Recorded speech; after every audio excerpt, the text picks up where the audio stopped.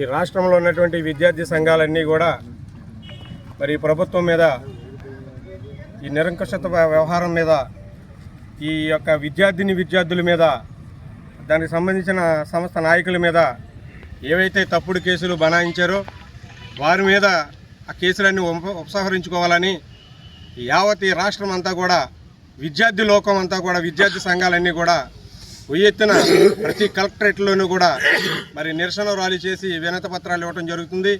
దానికి మద్దతుగా మా ప్రీతమ నాయకులు వైఎస్ఆర్ కాంగ్రెస్ పార్టీ అధినేత వ్యవస్థాపక అధ్యక్షులు జగన్మోహన్ రెడ్డి గారు ఇచ్చిన పిలుపు మేరకు మరి మేమందరం కూడా సమిధులై మరి విద్యార్థి సంఘాలకు మేమందరం కూడా మద్దతు పలికి వారితో మేము మమేకమై మరి ఈ కార్యక్రమాన్ని విజయవంతం చేయడానికి మేము సహకరించడం జరుగుతుంది.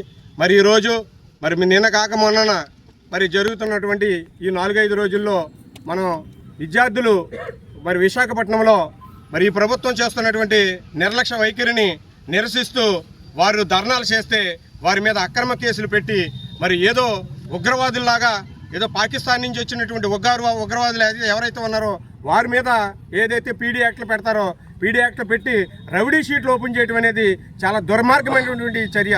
ఈ దేశ చరిత్రలోనే ఇదే మొట్టమొదటి కేసులు అవుతాయేమోనని నేను భావిస్తున్నాను. ఇలాంటి మరి కేసులు ఇంకా పునరావృతం అవుతే మాత్రం ఈ విద్యార్థి లోకమే ఈ ప్రభుత్వాన్ని గద్దె దింపేదాకా ఉద్యమిస్తుందని సభకు మేము ఈ ఉద్యమంతో నిరసన ద్వారా తెలియజేసుకున్నాం.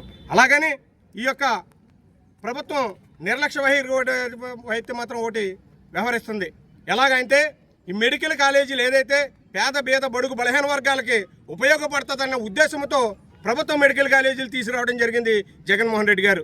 దానిని ఈవేళ PPP-GO అనేటువంటి తీసుకొచ్చి ఈ యొక్క ఎవరైతే విద్యార్థులు ఉన్నారో వాళ్ళ ఆశలన్నింటినీ కూడా నెరవేరకోకుండా మీరు ఆవిరి చేస్తున్నటువంటి ఈ కూటమి ప్రభుత్వాన్ని నిర్లక్ష్యాన్ని ఎంత ఇమీడియట్గా మరి తక్షణమే ఆ PPP-GO అనేది రద్దు చేసి ఈ యొక్క విద్యార్థి లోకానికి అందరికీ కూడా న్యాయం చేస్తారని మేమందరం కూడా తెలియజేసుకుంటున్నాం. మరి ఇలాంటిది రేపు రాబోయే కాలంలో ఏమైనా ఇది కానీ ఉపసంహరించుకోకపోతే ఈ విద్యార్థి లోకమే మేమైతే తిరగబడుతుందని మేము రాబోయే కాలంలో తిరగబడుతుందని తెలియజేసుకుంటున్నాం.